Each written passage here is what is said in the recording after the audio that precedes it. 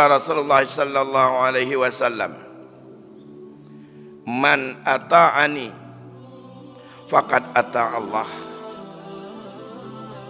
wa man asani faqad asallah,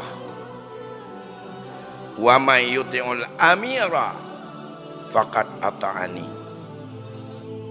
wa man ya'sil amira faqad asani. Siapa yang taat kepadaku, kata Rasul, ia telah taat kepada Allah.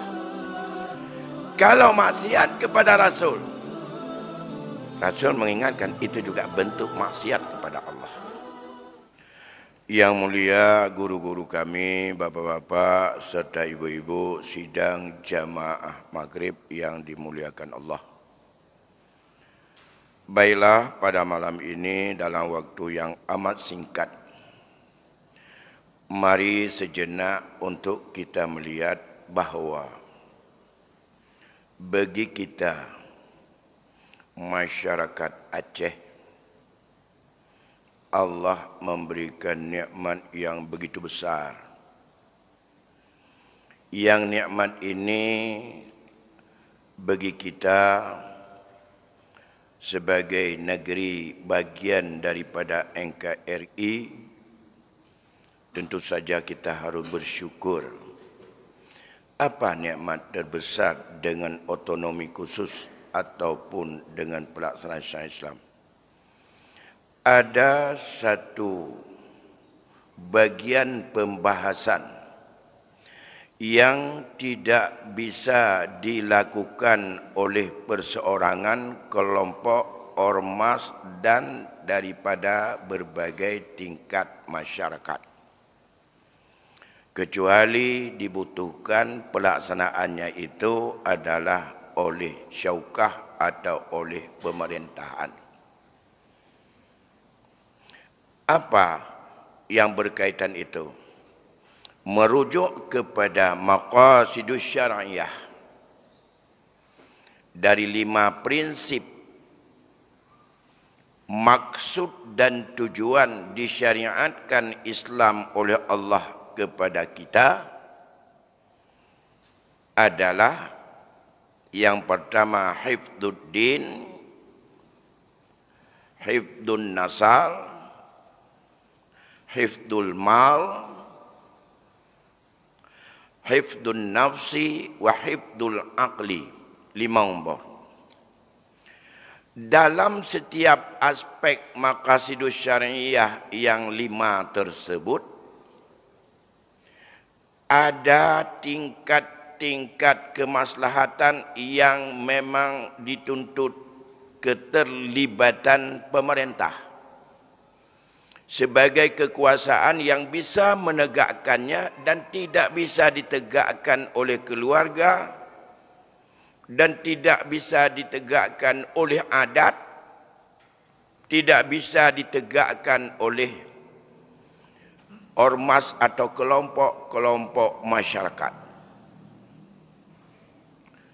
Dalam hifdzuddin, dan ini semuanya kategorinya ada di dalam rubu' jinayah. Hukum jinayat, kriminalisasi Islam, pidana Islam, tidak punya siapapun hak, walaupun dia punya hak untuk menuntut, yang bisa menegakkan beberapa persoalan yang sangat krusial dan prinsip untuk bisa berjalan. Dibutuhkan campur tangan dan keseriusan negara, dan tidak bisa dilakukan oleh ormas dan hanjit terpupuk di tingkat kampung, kecamatan pi hanjit. Pada tingkat pemerintahan yang ada qada, yang ada lembaga yudikatif yang formal, dan itulah nikmat terbesar. Dari begini luasnya wilayah Republik Indonesia Aceh, Allah anugerahkan melalui kasih sayangnya kepada hati orang-orang yang punya kewenangan untuk boleh menjalankan bidang jinayat.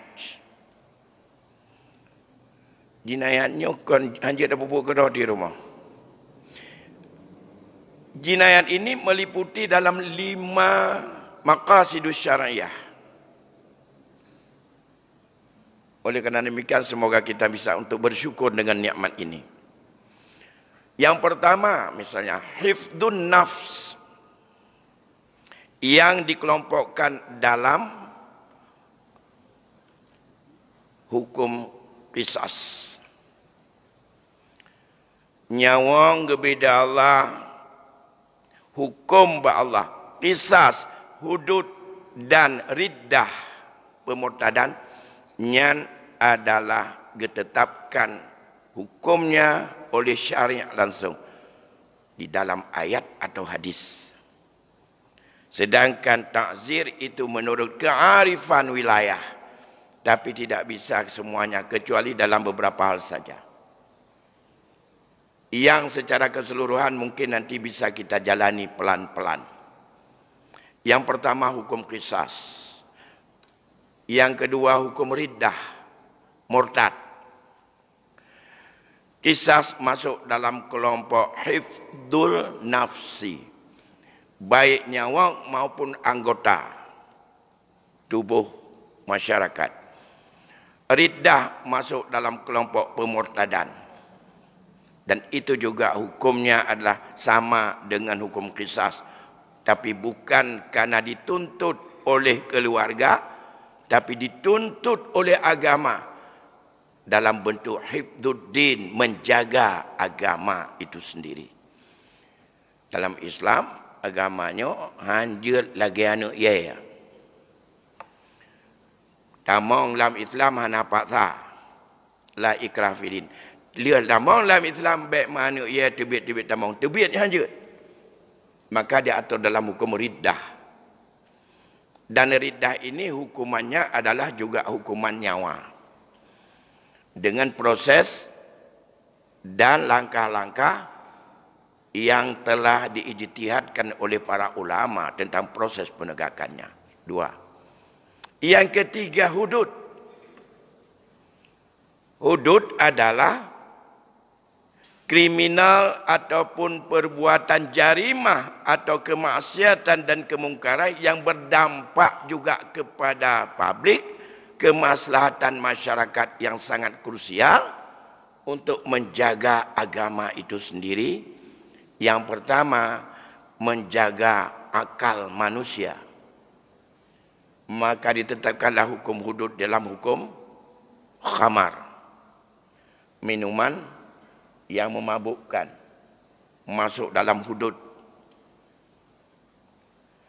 Yang kedua termasuk hudud dalam menjaga hifdun nasal, jaga keluarga. Yang paling prinsip dan yang paling tinggi adalah zina.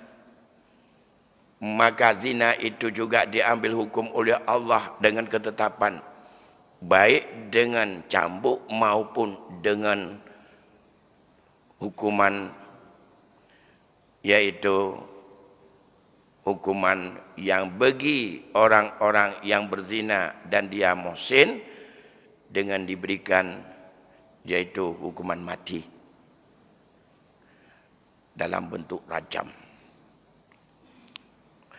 Di antara hudud dalam menjaga harta, hifdul mal, yang paling prinsip di situ adalah pencurian, hirabah, perampokan, ancaman. Maka itu juga masuk dalam kategori jinayat yang ketetapan hukumnya ditetapkan oleh ayat. Karena itu yang paling tinggi. Penipuan macam-macam yang lain itu di bawah, yang dilihat standarnya. Di mana tujuan hukum itu adalah untuk membuat pelaku jera, terdidik, baik kepada pelaku maupun orang yang ada kesempatan dan keinginan melakukannya. Jadi bukan untuk menganiaya dia itu. Hudud.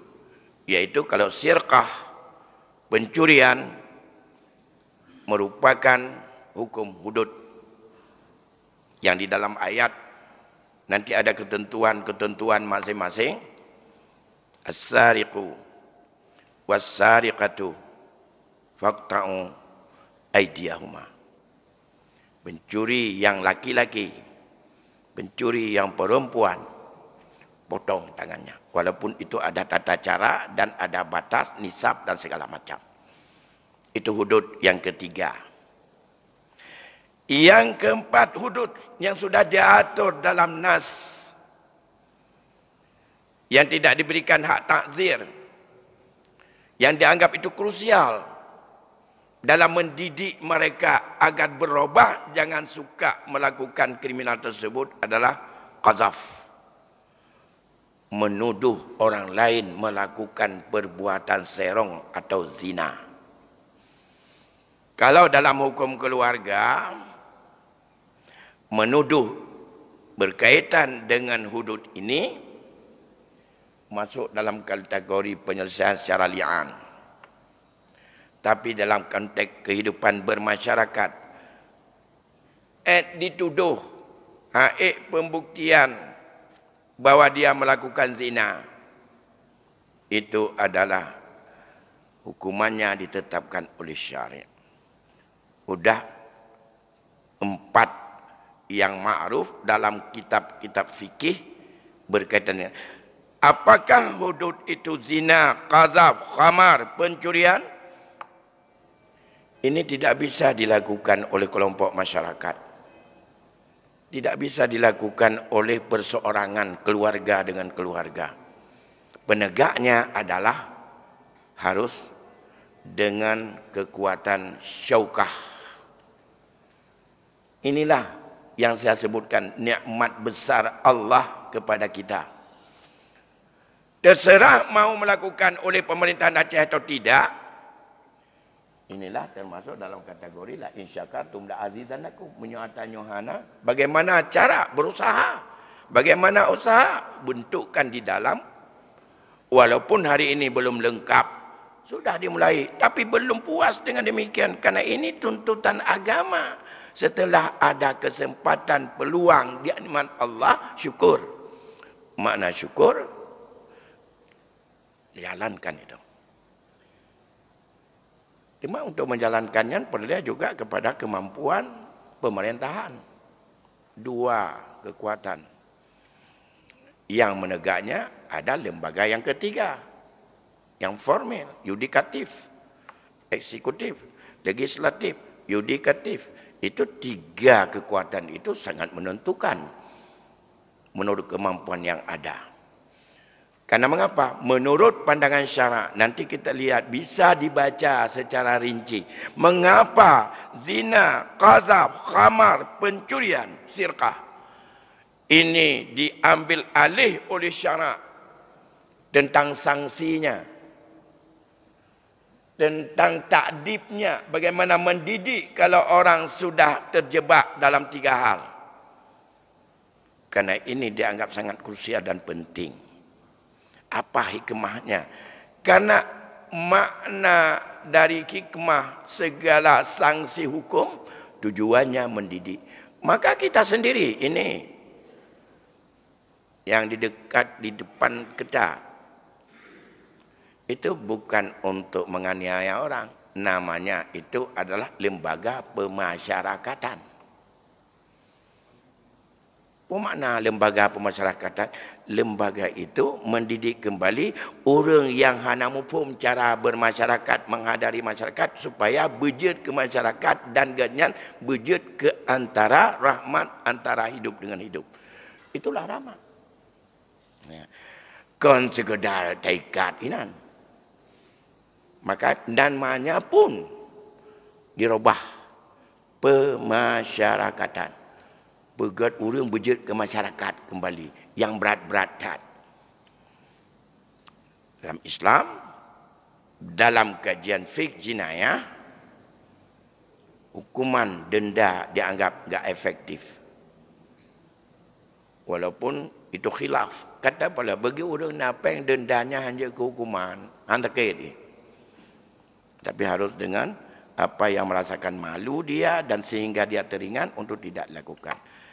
Jadi qisas, riddah, zina, qazaf, khamar, pencurian ada dalam bentuk kisah yang panjang sekali, baik menghancurkan dan menghilangkan nyawa maupun dalam bentuk merusak anggota, maka itu diatur dalam kisah. Baik itu disengaja, serupa sengaja maupun tersalah semata-mata, karena menjaga, melindungi daripada mereka.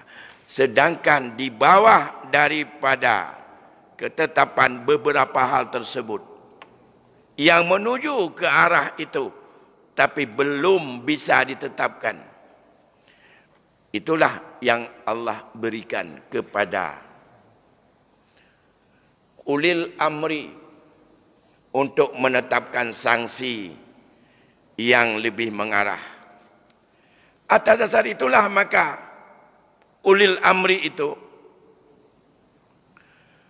disejajarkan oleh Rasul dalam konteks ini. Karena Rasul mengingatkan, antum a'lamu bidunyakum, kalian lebih tahu dengan dunia kalian, dengan kondisi kalian, apa yang efektif untuk mendidik orang menjadi masyarakat, untuk menjadi masyarakat. Dalam konteks tidak mengganggu orang lain dan tidak dan menjadi kemaslahatan. Apa yang diingatkan oleh Rasul? Hadis muttafaq alaih, Bukhari Muslim, bersumber dari Abi Hurairah. Qala Rasulullah sallallahu alaihi wasallam, man ata'ani faqad ata' Allah, wa man asani faqad asallah, wa man yuti'ul amira faqad ata'ani, wa man ya'sil amira faqad asani. Siapa yang taat kepadaku, kata Rasul, ia telah taat kepada Allah. Karena bentuk taat kepada Allah setia, dan kita adalah senantiasa mau mentaati terhadap anjuran, risalah dan apa yang disampaikan oleh Rasul. Kalau maksiat kepada Rasul, Rasul mengingatkan itu juga bentuk maksiat kepada Allah. Selanjutnya Rasul sambung, siapa yang taat kepada amir, penguasa, ia telah mentaati kepadaku. Dalam konteks hal-hal yang sifatnya untuk menegakkan itu, jangan marah kepada amir. Ditegakkan hukum potong tangan, ditegakkan hukum cambuk, ditegakkan hukum kisas. Walaupun belum semuanya, walaupun hanya secuil sudah mulai, tapi apakah bisa ditegakkan dan itu adalah sampai kepada tujuan? Oh, enggak cocok lagi itu. Atas nama yang sifatnya hudud itu cocok, tidak cocok, Allah lebih tahu, dan itu karakter manusia sedunia. Bukan hanya yang hudud yang sudah ditetapkan hukum oleh setiap penguasa di mana saja di dunia ini, menunjukkan ketetapan Islam yang umum itu berlaku secara menyeluruh dan tidak bisa dibatasi oleh kultur dan budaya daerah masing-masing. Ada lain nanti yang diberikan kepada hak masing-masing dalam bentuk takzir. Sedangkan ini berlaku bak matahura terbit tanpa matahura lop, menyonyo pelanggaran lagi nyo hukum. Kerja di kita nyo menyokong lagi nya hanya dah bubut. Tak apa-apa kan, hanya dah pegat hukum lebih ringan dari hukum Allah, hanya bubut ke bahaya sehat. Kita nyo je bubut apabila mampu kita aturkan bagaimana cara-caranya. Hanya kita nyo. Hanya kita nyo. Sama dengan hanya pemerintah Aceh yang bisa menjalankan jinayah al-Islam. Masalah temayang, pelaga masjid dan mandu-mandu lain, bantuan ke pesantren, nyancit ada hana ke bantu nebak sejarah ya. Dayah di Acehnya na bantuan, hana bantuan tetap dilindungi oleh Allah dengan jalan yang lain. Dan dia dah bubuk dengan masing-masing. Menyatingkai kamu tonton 80-an ya, tahun 70-an, nyawa hidayah ganggap napa yang urang kampung ge akau bateri yang kena. Geglong jamu, ge mana, ge bayar peminya. Anak itu pubi ke dengku. Ge pot balantat ge ajo ke dengku ulai balantat.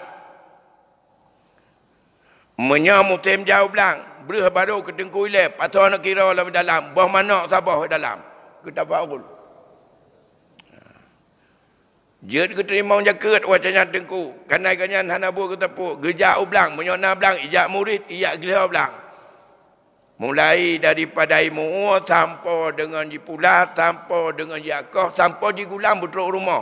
Olehnya jika di rumah, menyapa layak jelam. Rumah dengku, sejak zaman, hana pernah kurang. Demamnya kegembiraan, kurang radih, ada kegembiraan, Allah nak jalan gebi. Dan dia dikepuput oleh masing-masing orang yang sayang kita dalam. Nyo hanya puput. Ika atau jitak orang mati nan kiban nak cok kisas. Yang hanya bisa dilakukan dengan adanya legalitas yang dilakukan oleh negara. Ya. Tanya lebih lanjut. Tak boleh hukum rimba. Inilah yang saya sebut nikmat besar. Yang selanjutnya, bentuk yang keempat adalah Allah berikan nikmat besar dengan jinayat Islam. Islam membuka peluang besar dalam hukum ta'zir. Ta'zir itu adalah kriminal yang tidak disebutkan di atas dan itu membahayakan menurut wilayah dan daerah masing-masing. Di dunianya. Maka boleh menetapkan masing-masing menurut wilayah. Di Arab, ketetapan pemerintah menyojak masing-masing raunun, kitanya rawi baik jalan ubat. Dan atasnya taat kepada rambu-rambu jelitah, taat kepada saya, kata Rasul. Karenanya kemaslahatan baik tapi ke lingkar jalan lampu merahnya hana dosa aku. Maka diberikan takzir untuk kemaslahatan umat. Baik rencana punah dosa, dajak jo dunia ni tanya. Habis dia ni jarau ni nyahinan empat mengugut tangan Allah, motor-motor tumpang pungking. Karena aturan ini jak rawi ya. Ide di daerah ikut Timur Tengah jak raunan. Ini menurut aturan ni pegat, ini menurut budaya masing-masing. Bentuk menurut kenan peramai kita bertanya. Sunat katanya unen. Bedah tak jadi berjalan raunan. Jadi pupuk tu. Menyajak berjalan rawi aturan je. Menyabak kauri unen. Baik tak cagut ada ide. Lihat je baju tanya bacuk geser unen. Kungan ni geser. Baik antara unen ni ditarik kena salah.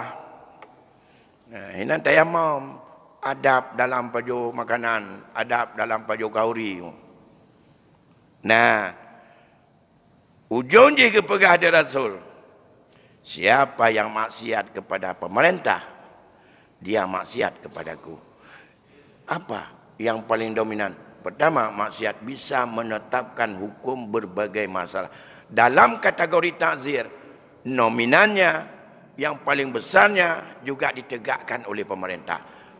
Hanya sebahagian kecil yang diberi kewenangan kepada personal orang, kepada lakor. Syariat memberikan penetapan takzir menurut kehendak lakor, tapi rambu-rambunya gatul oleh Allah untuk takzir rumah. Dalam hukum nusyud, boleh untuk pisah tempat tidur, diawali nasihat, gak mapan sampai fadribu. Dalam hukum anak-anak kita seperti tadi, itu boleh diatur hukum takzir. Siapa diberikan kewenangan dalam Islam? Ayah, ibu. Orang yang ditugaskan. Dan guru. Untuk anak umit. Apa yang diatur kepada mereka dan bisa ditekan hukum? Bukan saja yang dilanggar agama, tapi sesuatu yang mereka tak layak melakukan. Boleh ditetapkan hukum takzir. Misal aja. Misal. Kondisi uranyo anak SD, SMP, SMA boleh malam macam main game buat warung kopi. Apakah cocok? Enggak cocok. Buat aturan dengan ketetapan hukum. Siapa yang buat? Boleh dibuat oleh tempat itu sendiri, orang yang punya kewenangan di situ. Boleh dibuat oleh pemerintah yang lebih bagus supaya seragam. Boleh dibuat oleh orang tua. Kiban takzir orang tua. Lagi kita nyok takzir jamun. Jamun hana menulis. Tapi kepubut. Katanya enggak amalkan. Apa di antaranya? Anak-anak kita. Saya teringat sekali kalau tahun-tahun 70-an. Semua anak muda yang galam kahwin yang di melasah ada malam. Hanjun mesti tu watanya galam le warung. Dan hanjun di rumah. Hukuman ji. Menya malamnya na gemadoh lang kampungnya yang pertama sasaran kena hukum to yang hana wong melasah hukum. To yang hana wong melasah hukum jihlah tetap. Yang hukuman adat, yang takzir tanpa tertulis tapi sudah membukukan. Begitu juga orang tua. Menyorongnya orang tua bisa melakukan takzir. Kan dia jaga anak ke warung. Nak, kamu boleh keluar untuk minum. Tapi ingat, kapan keluar? Setelah salat Isya. Kapan pulang? Jam 11 sampai ke rumah. Menyahana kawa, ingat, nyo tinggal bunga. Kunci Honda kucok, kajak kan dapat. Jut mentau dan jam lagi dan juga dia nyan pun kita nyol pengkhianatan dan untuk pelanggaran terhadap tidak. Kalau itu efektif untuk anak kita. Kalau itu efektif ya silakan. Mungkin ada bentuk lain. Kamu 1 minggu enggak dapat jajan ya? Nah, boleh itu. Kalau yang efek dengan jajan. Tidak hanya pandai kita memberi reward dan sport atas bagi, tapi perlu. Maka termasuk saya mengamati tempat kita salat maghrib. Menyalaginya anak media perang dengan karu. Perlu takzir ini. Nanti akan kami bicarakan dengan BKM. Ada Pak Syekh Muslim itu, ada Bang Dalan itu. Menyalaginya anak media. Tapi bukan siap katanya hina Bamsi Jamil. Tapi gak takzir kepada mereka. Pasang sertifikat saya mentang drop. Apa? Kita pikir apa dengan orang tuanya? Kalau orang tuanya tidak bisa untuk bagaimana untuk membuat dia terkontrol, menghargai. Ne dengar ke kiban carat. Pah kata temayang, tungkui mum kagem tu nyai ji cukup raya tu. Pah tata lim mekap tengap di pelung mandum. Memang jika menjen ai tamong jen menggrip-grip. Inilah saya lihat itu sudah seperti didesain pun awak jawab kena wallahu alam. Apakah nak dalang di belakang wallahu alam. Menyona kakak, tapi hati minum pada malam mentang. Ya Allah, menyona yang niat lagi nyan memang ya perkara urun tumayang. Ya Allah, ni beri bunyadah, ni beri petunjuk ke ji. Saya lihat khusus pah imum, pah raya tu. Pas sengam imum, sengam bejut. Pas salim, gadoh. Mereka jumpa kau kusun tu ya. Inilah. Itu juga bisa. Dalam Islam bisa melakukan ketentuan-ketentuan takzir oleh lembaga ini untuk menjaga kemaslahatan dan itu menjaga ketenangan jamaah dalam salatnya. Di dalam bermacam cara Islam mengatur bahawa salat itu harus khusyuk. Mamanya imu perangan yang melikut orang khusyuk. Imam cari yang paling fasih, yang paling qari, yang paling indah suara. Disuruh pilih lagi sampai kalau ada 15 kriteria. yang afkah wa afsah, kemudian yang paling wara, sampai kepada yang paling lagak perumah. Urut. Yang lagak bajai, yang lagak ahi, yang lagak perumah. Tu baik lagak perumah gitu. Mungkin dia kira betul. Jadi yang kurang-kurang itu sampai dalam kitab fikih itu berkaitan dengan urutan imam itu. Tujuannya apa? Agar jamaah lebih tersentuh hati. Temam menyenengku imam cukup lagak segapai. Sehingga bana orang bingung kat dengar kepada rujak dengan inanggop dia tenang, khusyuk nak sembahyang.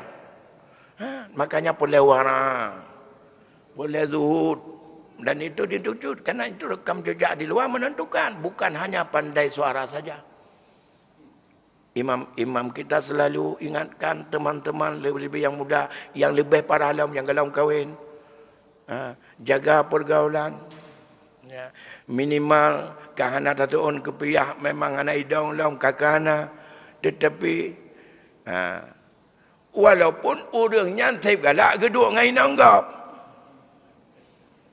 Nya menyabawa dong tebi tengah kerjanya duanya kepikir nang ro kepikir anu guna let rumah le mah tu. Anyo mejai anyo kanu du ino kanu du agam po berakah belayan nyan kon rumah kon tepu cehana umpu pi tabok kentu. Hana dalam Islam dia tabok kentu lagi dengan tabok dengan taduk tabok pingan bungan mak tu. Ataupun dengan rumah dengan dia. Tapi tidak. Tapi walaupun mereka seperti itu, kalau melihat pak imamnya, menyebab kritik caranya. Anak mana temayang di jamiah pekan, kuimu mana pasal tak aku bunuh agama cewek di kan kalau kawin, mesej itu mempengaruhi siapapun mana saja imam. Maka begitu boleh kita untuk membuat takzir. Kalau takzir diberikan kewenangan kepada guru, kepada yang tamu gurai, kepada orang yang telah ditentukan, atau yang kita berikan kepercayaan kepada ayah, kepada ibu, boleh menyusun takzir kepada anak-anaknya. Kalau tengku atau guru boleh mengikut takzir kepada muridnya, dia merumuskan takzir apa. Tapi kepada petugas dan segala macam takzirnya geyu atuh hanya kepada orang yang mantong dalam tahap pendidikan bagi anak-anak apa yang belum layak dilakukan. Tapi kalau guru apapun boleh dilakukan, orang bebe katanya yang dia pegat hukum takzir tamu guru bagainya. Orang lain dia pegang hukum takzir katanya ngama. Jadi takzir ini memang ada kaitannya dengan kemaslahatan. Sebahagian yang ma'ruf hari ini dan ittifaq para ulama bahawa takzir yang boleh tidak disusun oleh pemerintah dan tidak ditegakkan oleh syaukah dan negara, itulah yang pertama orang tua kepada anaknya, yang kedua suami kepada isterinya. Isteri hanya pegang takdir kelakau. Yang kejutannya lakau, nyon nanti pembahasan menyonanucut kepada perumah, ketanya lakau nanucut cin. Karena kewajiban suami itu banyak. Boleh untuk cacat bak isteri, boleh untuk kita talak. Cacat pada suami boleh untuk diajukan pasah. Dalam konteks ini nanti akan kita sambung dalam pertemuan selanjutnya adalah berkaitan dengan pasal suami. Yang hari ini pengembangannya begitu luas. Bukan apa saja yang ada dalam fiqh yang ma'ruf. Tentang cacat apa suami boleh diajukan gugat cerai dan sifatnya itu pasah.